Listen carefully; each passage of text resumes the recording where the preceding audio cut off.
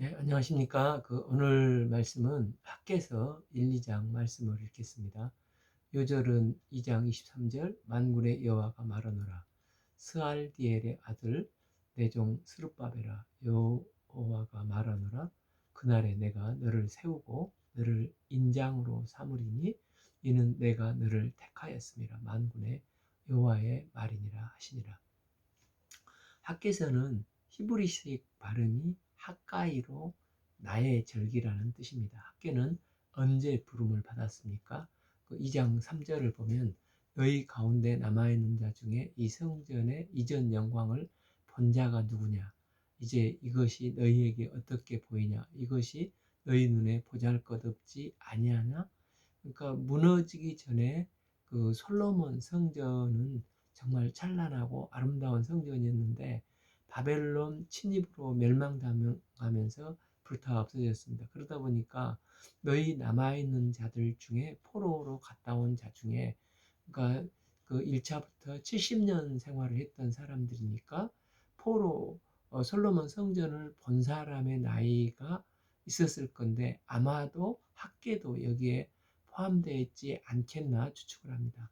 그렇다면 학계 나이가 대략 2차 포로 정도로 잡혀갔다고 가정을 하더라도 약 7, 80은 되지 않았겠나 추측을 해볼 수가 있는데 꽤 연세가 많으신 분이 선지자로서 부름을 받아 활동을 했다는 것을 생각해 볼 수가 있습니다. 그렇다면 우리가 잘 알다시피 에레미야 같은 경우는 20대에 부름을 받았고 또 이제 학계는 80대에 부름을 받았는데 이걸 볼 때 하나님은 인격적으로 부르시고 그 사람에게 주신 하나님의 계획이 다 있는 있는 것을 보게 되고 학계는 비록 나이 들어서 부름을 받았음에도 불구하고 하나님의 부르심의 사명의 씨를 뿌리고 열매를 거둔 선지자라고 할 수가 있습니다. 학교의 사명이 무엇입니까? 바벨론 포로에서 돌아와 성전을 짓는 거였습니다.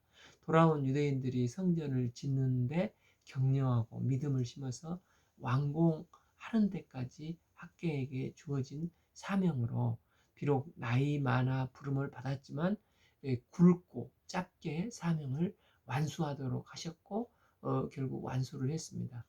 보통 에레미야, 하박국은 포로기 전 선지자, 다니엘이나 에스겔은 포로기 선지자, 학계, 스가랴, 말라기는 포로 후에 쓰임받은 선지자로 분류를 하고 있습니다. 시편을 보면 학계와 스가랴 등 포로 후 선지자들이 쓴 것과 같은 시편들이 있습니다. 우리 말 성경에는 이게 없지만은 라틴어 성경에는 학계, 스가랴가 쓴 듯한 시편이 138편, 146편에서 149편이 이런 시라고 보고 있습니다. 학계서의 배경은 아시다시피 바벨론이 멸망하고 고레스 원년에 포로로 잡혀갔던 유대인들이 다 고향으로 돌아가라고 성전의 기병까지 다 돌려주는 이제 고레스 칙령으로 돌아왔지 않습니까? 이때 여호수아 수룹바벨이 주축이 되어서 돌아오게 되어서 돌아온 지 2년 2개월에 이제 성전을 짓는 기초 작업이 시작되는 감격을 맛보았습니다.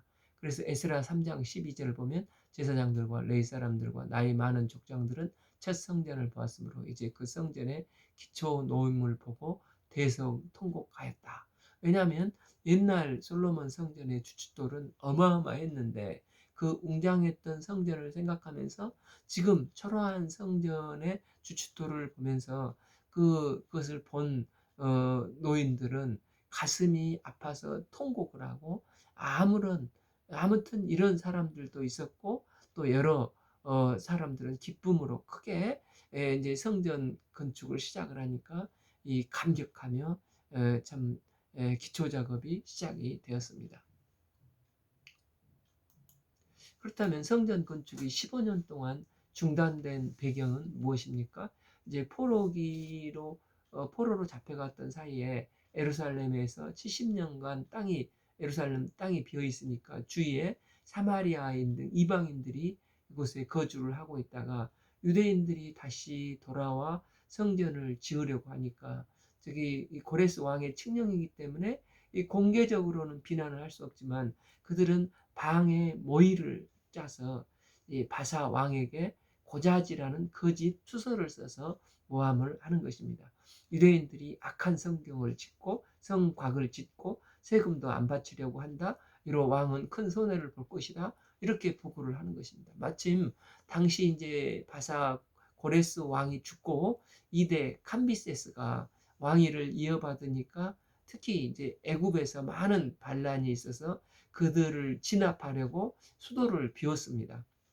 그때 그 가오마타라는 신하가 거짓 유언비어를 만들어서 왕의 동생이 반란을 일으켰다고 이렇게 헛소문을 내니까 이 소식에 화들짝 놀란 캄비세스가 반란군들을 진압하다가 급히 회군을 해서 자기 동생을 상황을 알아보지도 않고 어, 어, 죽여버렸습니다.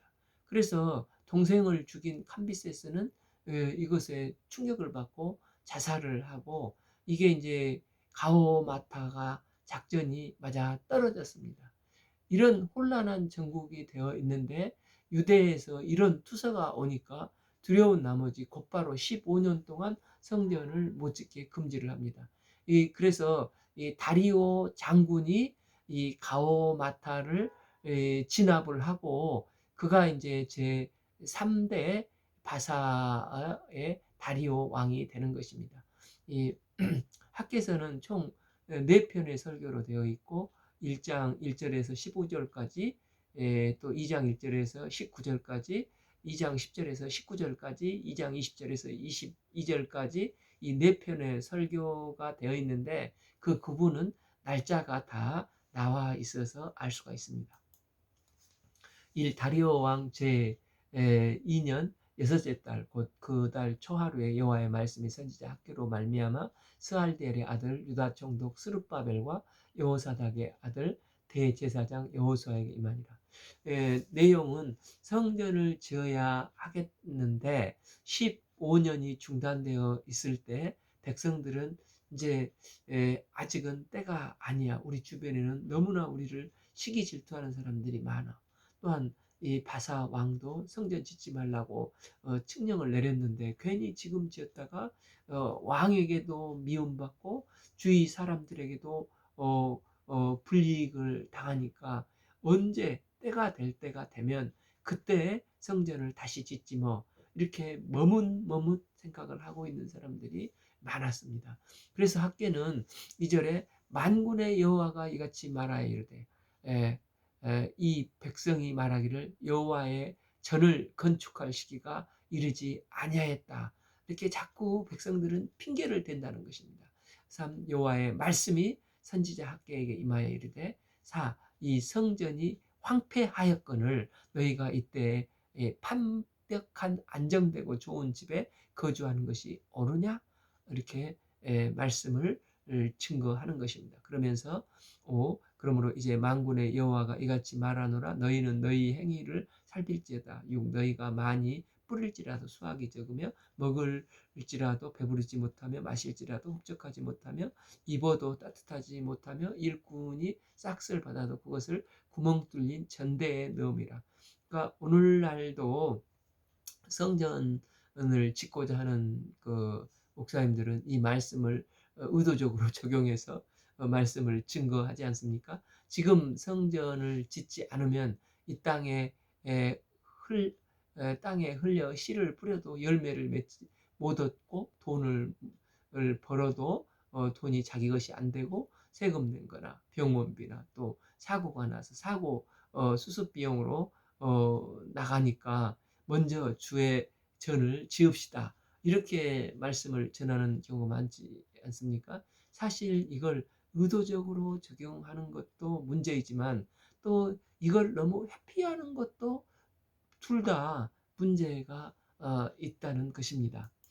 사실 솔로몬의 성전은 얼마나 화려하고 웅장했습니까? 그러나 에스겔서를 우리가 읽으면서 봤듯이 그 성전에 하나님의 영광이 떠났을 때 아무리 웅장한 성전이라도 아무리 화려한 성전이라도 아무 소용이 없는 것입니다.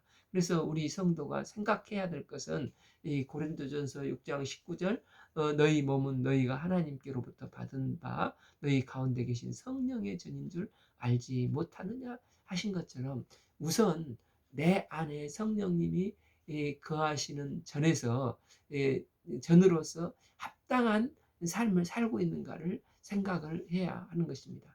또한 교회를 섬기는 주의 종도 교인들도 뭐가 먼저 그의 나라와 의를 구하는 삶인가를 서로 잘 알고 있지 않습니까? 그래서 좋은 교회는 목사와 성도가 한 마음이 성령 안에서 한 마음이 되어서 힘든 가운데서도 하나님을 사랑하기 때문에 교회를 건축하는 것이지 교회의 수를 늘리기 위한 목적으로 또 웅장한 건물을 짓기 위해서 교회를 짓는 것은 아니라는 것입니다.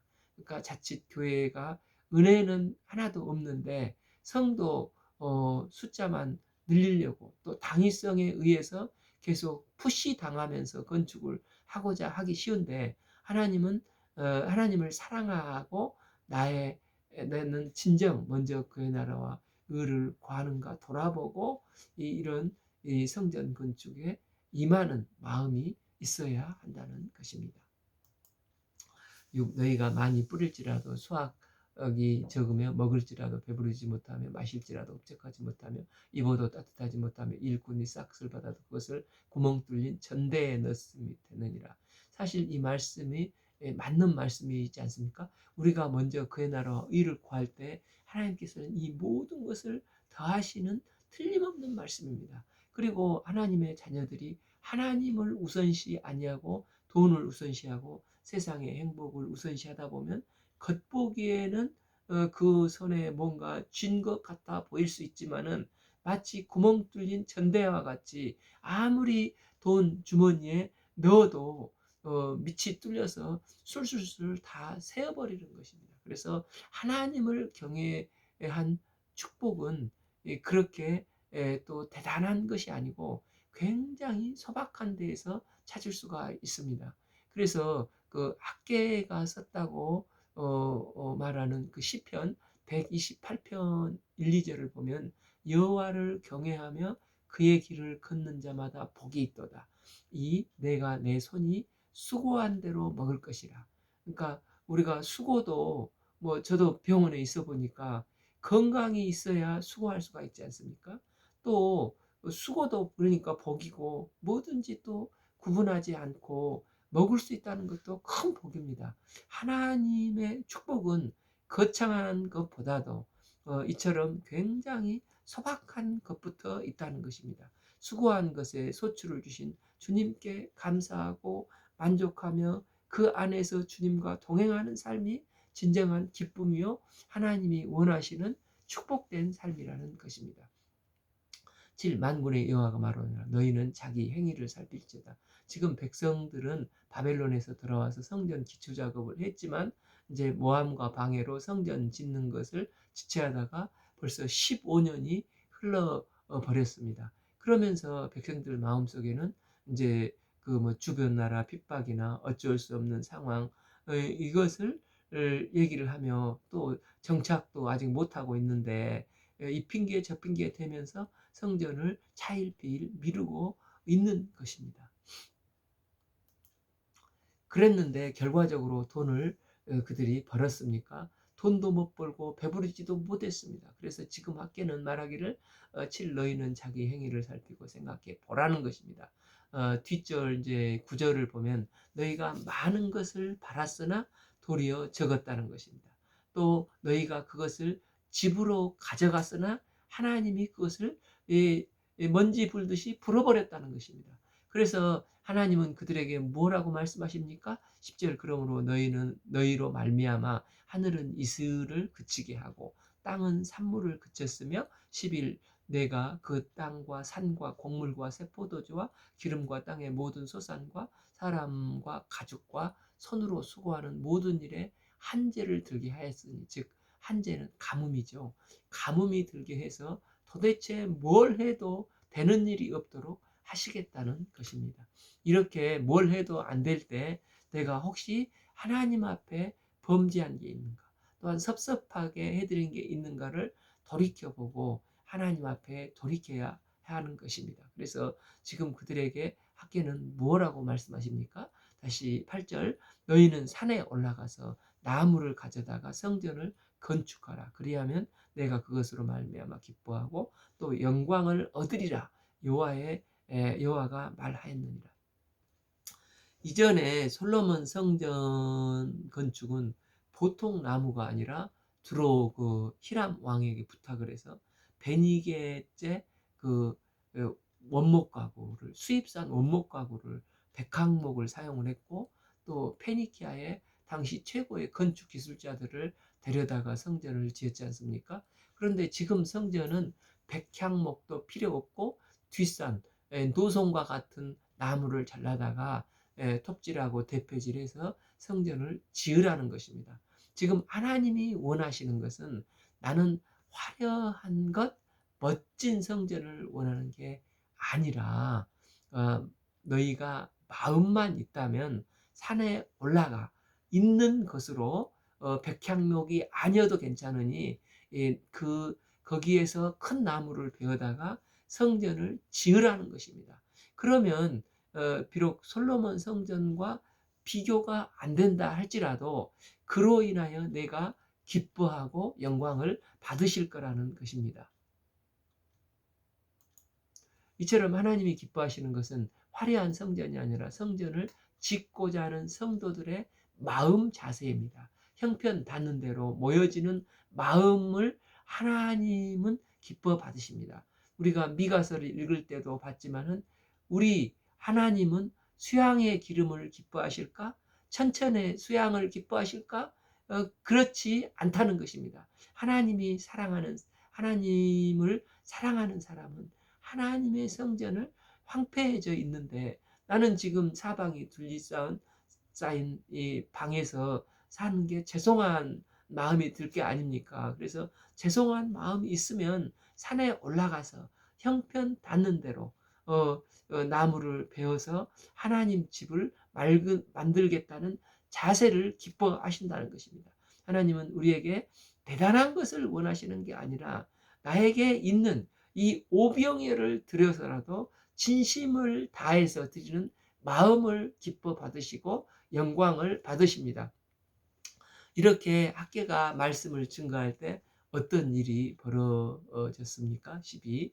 스알델의 아들 스룹바벨과 여호사닥의 아들 제사장 여호수아가 남은 모든 백성이 그들의 하나님 여호와의 목소리와 선지자 학개의 말을 들었으니 이는 그들의 하나님 여호와께서 그를 보내셨습니다. 백성들이 다 여호와를 경외하며 13절, 그때 여호와의 사자 학개가 여호와의 위임을 받아 백성들에게 말하여 이르되 여호와가 말하노라, 내가 너희와 함께하노라. 14. 여호와께서 스알델의 아들 유다 총독 스룹바벨 마음과 여호사닥의 아들 제사장 대제사장 여호수아의 마음과 남은 모든 백성의 마음을 감동시키셨다는 것입니다. 그래서 지금까지 우리가 이제 너무 나만 생각하고 또 현실의 여러 가지 어려운 환경과 조건만을 탓했던 것을 회개하고 이제 우리가 먼저 그의 나라와 의를 구하는 일에 이제 힘써야 되겠구나 하고 감동, 감화를 받아서 함께 성전 짓기를 시작을 하는 것입니다. 14절 B, 그들이 와서 여호와 만군의 여호와 그들의 하나님 전 공사를 하였으니 15. 그때 다리오 왕 제2년 여섯째 달 24일이었더라. 그러니까 6월 24일 설교를 하면서 1차 설교를 마치게 되는 것입니다. 이제 2장은 2편, 3편, 4편의 설교 내용입니다. 2차 설교가 약 한 달, 3일 부족한 7월 21일에 설교를 시작을 합니다. 일곱째 달 곧 그 달 20일에 여호와의 말씀이 선지자 학개에게 임하니라. 이르시되 너는 스알델의 아들 유다 총독 스룹바벨과 여호사닥의 아들 대제사장 여호수아의 남은 백성에게 말하여 이르라. 그러니까 한 달간 성전이 조금씩 이제 기초 작업이 이루어지고 있는데 또 문제가 생겼습니다. 주춧돌을 놓을 때도 솔로몬 성전에 비해서 너무 작고, 또 나무도 솔로몬 성전은 그 백향목 수입산 원목 가구로 이렇게 했는데, 지금은 뒷산에 가서 베어다가 깎아서 성전 기둥을 세워간 것입니다. 처음 그들이 감동돼서 시작을 했는데, 막상 성전을 짓는 사람들이 보니까 이 솔로몬 성전과 비교해서 너무나 초라해 보이는 것입니다. 그러면서 뭐 이렇게 이런 성전을 이렇게 해도 되는가 하면서 낙심스러운 마음이 드는 것입니다. 참 너희 가운데 남아있는 자 중에 이 성전의 이전 영광을 본 자가 누구냐? 이제 이것이 너희에게 어떻게 보이느냐? 이것이 너희 눈에 보잘것없지 아니하냐? 지금의 모습을 하나님도 알고 또 백성들도 알고 있습니다. 그러나 이때 알고 계시는 하나님께서 뭐라고 말씀을 하십니까? 그러나 여호와가 이르노라, 스룹바벨아 스스로 굳세게 할지어다. 여호사닥의 아들 대제사장 여호수아야, 스스로 굳세게 할지어다. 여호와의 말이니라. 이 땅의 모든 백성이 비록 초라하고 한심해 보인다 할지라도 낙심하지 말라는 것입니다. 그리고 스스로 굳세게 하여 일할지어다. 내가 너희와 함께 하노라. 만군의 여호와의 말이니라.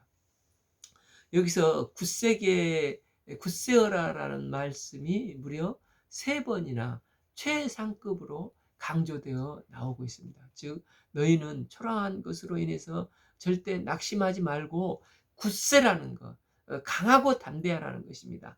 5. 너희가 애굽에서 나올 때 내가 너희와 언약한 말과 나의 영이 계속하여 너희 가운데 머물러 있나니 너희는 두려워하지 말라.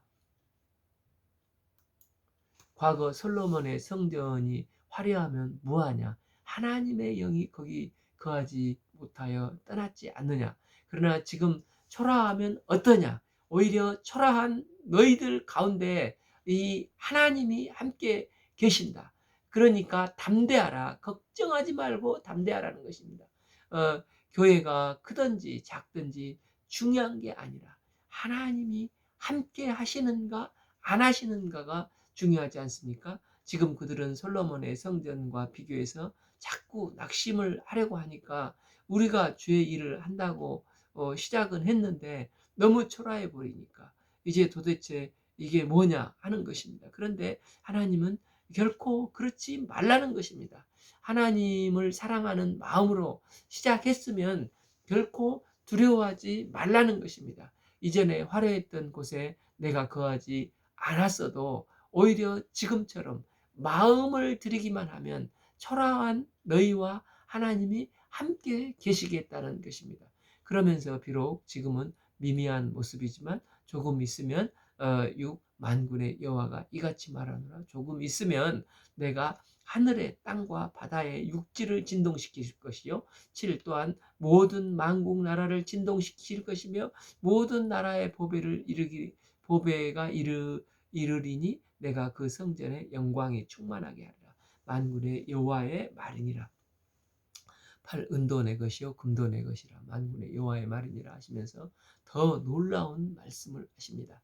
9. 이 초라한 성전의 영광이 나중 영광이 이전 솔로몬의 영광보다 크리라. 만군의 여호와의 말이니라. 내가 그곳에 평강을 주리라. 만군의 여호와의 말이니라 하시면서 약속을 하시는 것입니다. 그러니까 지금 저희들이 짓고 있는 성전이 초라하다고 낙심하지 말라. 영광의 하나님이 임하실 것이다 하면서 격려하는 내용의 말씀입니다. 우리들도 하고 있는 일이 때로는 열매가 없어 보이고 주의 일을 정말 온 마음 다해 들여서 했는데 뚜렷한 열매가 없을 수도 있고 지지부진해 보일 수도 있을 때 낙담하는 생각이 들 수가 있습니다. 그런데 하나님은 결코 그럴 필요가 없고 내가 그것을 기뻐하고 또 영광의 하나님이 때가 되면 축복을 해주시고 영광으로 받으신다는 것입니다. 그렇게 해서 이제 2장 2차 설교가 끝이 났습니다. 이제 착공한 지 약 3개월 되던 해에 3차 설교가 9월 24일에 시작이 됩니다. 10 다리오 왕 제2년 아홉째 달에 24일에 여호와의 말씀이 선지자 학개에게 임하니라 이르시되 유대 달력은 1월에 6월절이 시작이 되지 않습니까? 그래서 우리가 쓰는 달력은 6월절은 실제 4월 정도. 그러니까 이제 그 6월절에 예수님이 이제 돌아가셨는데 그게 이제 부활절이 그 4월경에 있지 않습니까? 그래서 지금 우리 달력으로 계산하면 3, 4개월 후가 되니까 약 11월, 12월쯤 겨울이 되는 것입니다. 유다는 보통 겨울이 이른 비와 늦은 비가 내린다고 하는데 이른 비가 내리는 시즌에 비가 내려야 농사를 시작할 수가 있는데 이 시즌이 유대력 9월 정도가 되는 것입니다. 9, 11 만군의 여호와가 말하노라 너는 제사장에게 율법에 대하여 물어 이르기를 12 사람이 옷자락에 거룩한 고기를 쌌는데 그 옷자락이 만일 떡이나 국에 포도주에나 기름에나 다른 음식물에 닿았으면 그것이 성물이겠느냐 하라. 학개가 물음에 제사장들이 대답하여 이르되 아니니라 하는지라. 여기서 거룩한 고기는 제단에 드려지는 고기입니다. 원래 제물이 상징하는 것은 제물이 그 드리는 사람을 대신해서 죽는 것이니까 장차 오셔서 세상 죄를 지고 하는 어린 양 되시는 예수님을 상징하는 것입니다. 그러니까 제물은 거룩한 것입니다. 때문에 그 고기를 포장하여 싼 것도 거룩해집니다. 그래서 그 포장한 것을 또 다른 것을 댔을 때 그러면 그것도 거룩해지겠느냐는 것입니다. 그러니까 제사장들이 아니다 말을 하는데 사실 그게 맞습니다. 왜냐하면은 껍데기가 거룩해진 것은 내용물 대신 그 예수님이 계시기 때문에 거룩해진 것입니다. 그렇다고 그 거룩한 껍데기를 가져다가 또 다른 것에 대면 그것은 아니라는 것입니다. 하나님이 말씀하시는 것이 무엇이냐면 성전 외형이 초라해서 사람들이 낙심을 하고 있습니다. 그런데 이 성전에 만국의 보배가 임했다고 했습니다. 그래서 성전의 진정한 가치는 외형이 아니라 만국의 보배가 되신 예수님, 메시아 되신 예수님이 함께 하느냐에 있는 것이지 그 껍데기 자체는 보배가 되시는 예수 그리스도가 없다면 아무것도 아니게 되는 것입니다. 때문에 교회 건물이 아무리 화려하고 사람이 아무리 많아도 예수님이 없고 예수님의 생명이 없는 껍데기만 있는 교회는 아무것도 아니라는 것입니다. 13 학개가 이르되 시체를 만져서 부정하여 진 자가 만일 그것들 가운데 하나를 만지면 그것이 부정하겠느냐 하니 제사장들이 대답하여 이르되 부정하리라 하더라. 이 말은 그 시체는 부정한데 부정한데 이걸 또 다른 것을 만졌습니다. 레위기 11장 28절 그 죽음을 옮기는 자는 그 옷을 빨지니 저녁까지 부정하리라. 그러면 그 사람은 이제 세균으로 부정해지는데 그 사람이 또 다른 것을 만지면 그것도 부정해집니까? 그것은 또 전염이 되기 때문에 부정해진다는 것입니다.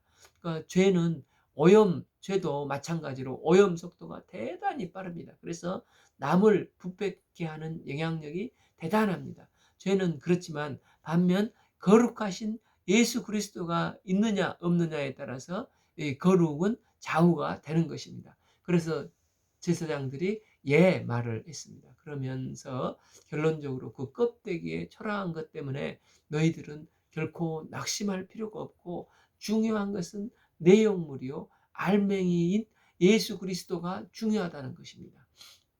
14 이에 학개가 대답하여 이르되 여호와의 말씀이 내 앞에 이 백성이 그리하고 그 나라가 그리하고 그들의 손도 모든 일도 그래하고 그들의 거기에서 드려지는 것도 부정하니라. 그러면서 15 이제 원하건대 너희는 오늘부터 이전 곧 여호와의 전에 돌이 돌 위에 놓이지 아니하였던 때를 기억하라. 16. 그때는 20고루 곡식 더미에 이른즉 10고루뿐이었고 포도주 틀에 50고루를 길러서 이른즉 20고루뿐이었더라. 17. 만군의 여호와가 말하노라. 내가 너희 손으로 지은 모든 일의 곡식을 마르게 하는 재앙과 깐부기 재앙과 우박을 쳤으나 너희가 내게 돌이키지 아니하였느니라. 18. 너희는 오늘 이전을 기억하라. 아홉째 달 24일 곧 여호와의 성전 지대를 쌓던 날부터 기억하며 또 오늘부터 지난 날을 추억해 보라는 것입니다. 그때는 오늘보다도 훨씬 못 살았지만 그러나 하나님이 함께 하셨고 하나님께서 도우셨고 또한 하나님이 함께 하시면 이것이 축복이라는 것을 생각해 보라는 것입니다. 19. 그래서 곡식 종자가 아직도 창고에 있느냐? 포도나무, 무화과나무, 석류나무, 감람나무 열매가 맺지 못하였느니라. 그러나 오늘부터는 내가 너희에게 복을 주시겠다는 것입니다. 오늘부터 복을 주시겠다는 것은 왜입니까? 성전을 재건하는 마음을 보고 또 낙심했지만 다시금 힘을 하나님의 말씀을 듣고 좀 만국의 보배가 되신 보배가 임할 것이기 때문에 다시 힘을 덧입고 힘을 내서 성전을 짓는 사람들의 마음을 하나님께서는 보시고 그들과 함께 하시고 도와주시겠다는 것입니다. 이렇게 축복을 해주시겠다고 약속하면서 이제 세 번째 메시지가 끝납니다. 이제 마지막 네 번째 메시지가 같은 날 9월 24일에 임하게 됩니다. 그달 24일에 여호와의 말씀이 또 다시 학개에게 임하니라. 이르시되 20일 너는 유다 총독 스룹바벨에게 말하여 이르라. 내가 하늘과 땅을 진동시킬 것이요 22. 여러 왕국들의 보좌를 엎을 것이요 여러 나라의 세력들을 멸할 것이요 그 병거들과 그 탄자들을 엎드리리니 말과 그 탄자가 각각 그 동료의 칼에 엎드려지리라 하면서 그러니까 이제 2장 7절에서 나왔던 내가 하늘과 땅을 진동시키실 것이라고 같은 말씀을 하십니다. 그런데 이 말씀 때문에 유대인들은 역사적으로 큰 오류와 착각을 했습니다. 지금은 우리가 이렇게 초라한데 그날의 만국 보배가 오고 하늘과 땅이 진동할 것이라는 말씀을 장차 아주 강력한 정치적인 메시아, 이 슈퍼맨이 올 것으로 생각을 하고 이런 왕이 오시기를 그들은 손꼽아 기다렸습니다. 그러면서 이제 헬라 또 수리아의 그 안티오코스 에피파네스 같은 이상한 왕들이 와서 유대를 짓밟고 또 이제 로마가 쳐들어오고 또 각 나라의 이상한 우상 문화들이 막 밀려 들어오지 않습니까? 그런데 그들이 기대했던 강력한 메시아가 여전히 안 오시는 것입니다.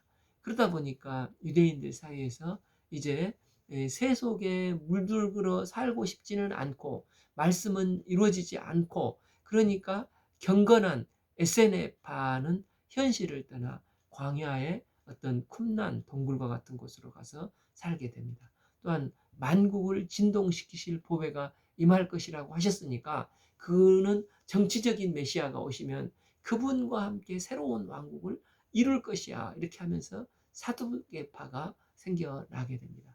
또한 세계 곳곳에서 우상 문화가 물밀듯이 들어오는데 저 이방인들과 어울려 지내는 것을 보고 이래서는 결코 안 되지. 우리는 구별하고 거룩되게 살아야지 하면서 자꾸 외부와 차단을 시켜서 자기들끼리 거룩하게 하는 이 바리새파가 등장을 하면서 다양한 유형의 사람들이 나오기 시작하는 것입니다.